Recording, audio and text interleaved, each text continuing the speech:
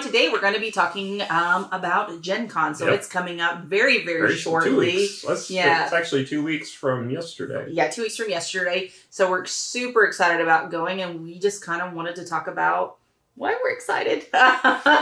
So obviously, Randy, what's your biggest excitement part of Gen Con?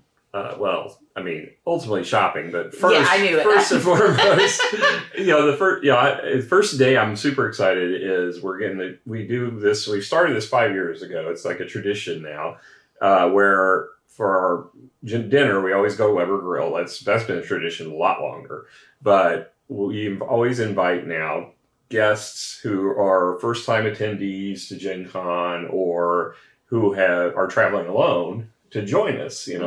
Never met people because I'm horrible at outreach. So we are. Yeah. We are. So the fact that, I'm able to do that via a social media platform, I don't have to talk, on there. But once I meet them, I'm fine. We can talk about games and everything. But, reaching out is hard for me. So I really appreciate the fact that we get a chance to do that, get them to join us and get to meet people. We're getting to meet somebody from New Zealand this year. And then, that's super exciting. I always love meeting people from other countries. That's exciting for me.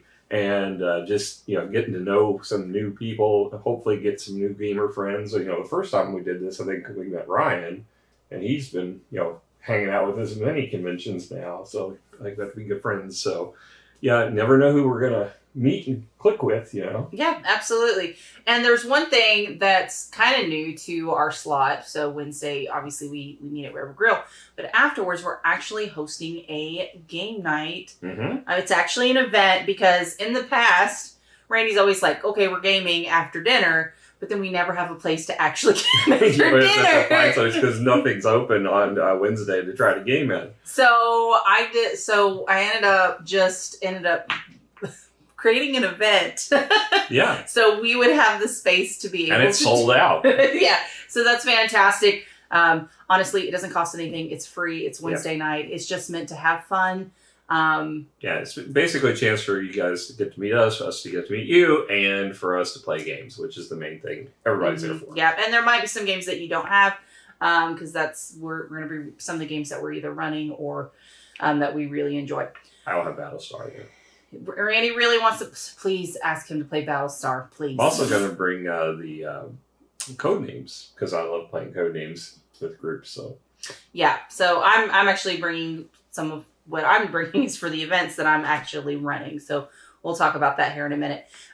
So the shopping, you mentioned that's honestly all he talks about for Gen Con is shopping. We have basically, we got, you're actually running events. Yeah, pretty much. That's all I do on Gen Con, pretty much. And I'm the chaser, so I go out and get all the new games that I can find after diligently researching. I did less research this year than I normally do, but I did do some research. And then Rob is always working at it's changed up a little bit. Yeah, he's working Ship Theory Games, although this year he's going to have more free time, I think, than usual, which is good. As a matter of fact, I've got more free time because, we don't have any media events at this point scheduled like we did at Origins, where it was just nonstop back-to-back. So this might be weird, being that Gen Con is my light time. I'll still be filling it up, running. Trust me, I have plenty of things that I can have you do if you're looking. I got events going that I'm going to be attending, not running, but attending. And I've got, I'm actually enjoy Gen Con a little more, not having to do business so much. So, okay. Tell us about what's on your shopping list. That's what I've been trying to get to, is what's on your shopping list. So my list is a little bit smaller this year than normal. Yeah, I think that's because of Origin. All right, Randy. So tell me what your must-haves are going to be. What is your must-have? What are you going after? This is like the shortest list. So the must-haves, I've only got 4 must-haves this year, which is completely unusual. Usually I've got a laundry list of them. This time I've only got 4. And most of that reason is because of the pre-orders. There have been, a lot of companies have been great about doing pre-orders. We had Hachette did them, Pandasaurus did them, Renegade did them, and just recently Eagle Griffin and MeepleSource and Stegmaier, they all kind of combined through MeepleSource. They did them, or Stonemaier Games. They've got them all, pre-ordered, so I didn't have to chase them. What I've got left And some of these I can't buy right away. Is AEG, I've got Shake That City. Now, this is one I attended the media event last year and saw it and got to play it. Well, I got to watch it play. They didn't have enough seats for me, so I sat out and just watched. But it was basically a tile laying game where you shook it and it came out with the different color pieces you could play into your city, and it's kind of like a roll and ride, except for it's got a shaker. So that was kind of cool. And then the new Smash Up, which they haven't released a Smash Up in a long time. So this one, and it's a totally 80s Smash Up. So it's got RoboCop and Back to the Future and lots of different things I grew up watching. And then the Sagrada Artisans comes out. That's a kind of a campaign mode of Sagrada, which is interesting. I would like to see how that works out. And of course, the one I have to chase first, and this one I haven't seen confirmation is actually going to be there, is the Last Great Western Trail, New Zealand. So it's supposed to release. That's what they said way back when at Gen Con, but I haven't seen any more news of it. So I'm hoping it's still planned to be released at Gen Con. I'll be very sad if it's like last year. I get all the way to my first booth and then I can't get it because it's not there. That's what happened last year at the Capstone booth. Mm-hmm. So the other ones that I am looking forward to, I'm just going to run through them real quick. Express Route. This is the train game we saw at the Op at Origins. And also the art project. This is the one that was in the case that we couldn't look at, but it's got Detroit's art in it. And it's a co-op game where you're foiling art thefts, which is kind of a neat idea. Pandasaurus Games, I missed out on the pre-order for this one game, and that's Emerge. It was the one I was most interested in the bunch. It's a dice placement game, and you're basically enhancing your player board. So we always like those games where you build your tableau out. Arcane Wonders has 3 games that are all kind of city building type games. They have Age of Wonders Planetfall, which that one's supposedly based on a video game. I've never heard of it, but it's apparently on Steam, Age of Wonders Planetfall. And but it's a sci-fi themed card drafting game with in-game bonuses, which I always love. World Wonders is another city building game. This one's set in like the ancient times, but it looks really cool. Pieces make towers on the board. They look really neat. Neotopia is a futuristic city game where you're laying tiles and you're managing your hand. The Rich and the Good, this is Ares Games. Apparently it's an older game that got re-released that's an investment game in stock price management. So you'll probably like this one. But the interesting thing is you have to make donations, and whoever makes the fewest donations in the game loses outright. They can't win. So at the end of the game, you've got to make sure you collected the most money, but you also have to give enough donations to not be the cheapskate. Oh, okay. Then there's Renature Valley from Capstone. Oddly, this is the only Capstone release I saw that we don't already have. That is the expansion for Renature, which is kind of a domino game we got, and we played it, I think, last Christmas. Everdell Foreshore, this is the new kind of secret release from Everdell that's going to be hitting Gen Con. They just kind of announced it out of the blue right before Gen Con. So interesting to see what that's going to be. Next Station Tokyo. They had Next Station London a year or two ago at Gen Con, and I missed out on it. So this is the follow-up to that. And it's another one kind of like that road tile when you play on your phone all the time. That we've got the Railroad Inc. Yeah. It's kind of like that style game, so maybe you'll like it. Wonder Woods, this one got a lot of buzz after Origins because I didn't even see it there, but I guess they had a demo of it. But it's basically a deduction game where you're trying to collect the best, most valuable mushrooms out of a forest. And the mushrooms are just really beautiful. They're wooden mushrooms in different shapes that are screen printed, but they got baskets, you collect them in, and they're very pretty. Freelancers, this is Plaid Hat's latest Crossroads game. This one, I always love the Crossroads games with the choose your own adventure elements. Then we have Path of Light and Shadow Solstice. This is the expansion for Path of Light and Shadow. I like that game. We don't get it to the table enough. Barcelona, this is from Board and Dice Games. This is another city building game with tile placement and a game bonus. I can't have enough of those. I always love Board and Dice games. So Got to get that one. Last Light. This one I'm getting mostly because I've passed it up at like 3 different conventions so far. But this is the one you've probably seen where they have the different globe-like pieces. They look like planets and they're on stands. I've eyed that game every time and I've passed it up every time. This was going to be the year. I get it. Wild Tiled West. Now this one I hadn't heard of, but it's right up our alley. It's a Western theme polyomino game. And it looks amazing, so I'm hoping it's good. I've seen a lot of buzz about this one too. Free Ring Circus. This one is another one from DeVere. DeVere's making a lot of good games like Butoku lately, and this is another one that looks like one of those big games, but it's got like little tents that are like the circus tents, aerial view of them as pieces. Plus, it's named after one of my favorite Schoolhouse Rock songs.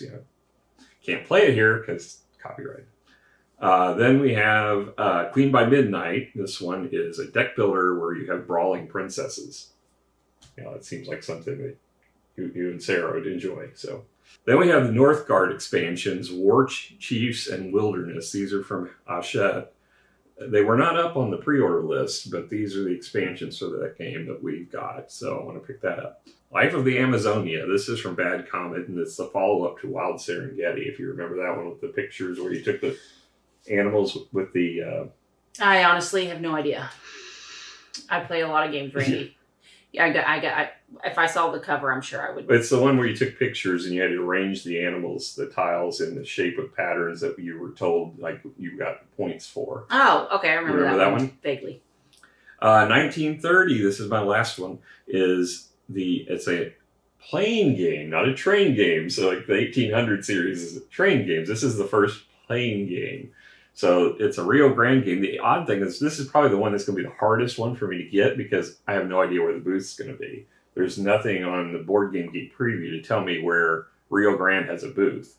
And the person who used to run the Rio Grande booth passed away. So I don't even know if it's the same place that's handling it. It could be anywhere now. Mm. So that's really it. Other than that, the pre-orders, which I won't tell you because some of them are for her. And they're surprises. Well, and also a little bit interest of time because your shopping list is always forever it's long. And there's a bunch of ones I'm checking out, but I'm not going to go through all that because I don't know if I'm going to end up buying them. But my by the time we end up coming home, we'll probably still have a full carload of everything that we bring. Yeah. So some of the events, the thing I'm excited about obviously is running some events. So some of the events that I am running is Awkward Guests.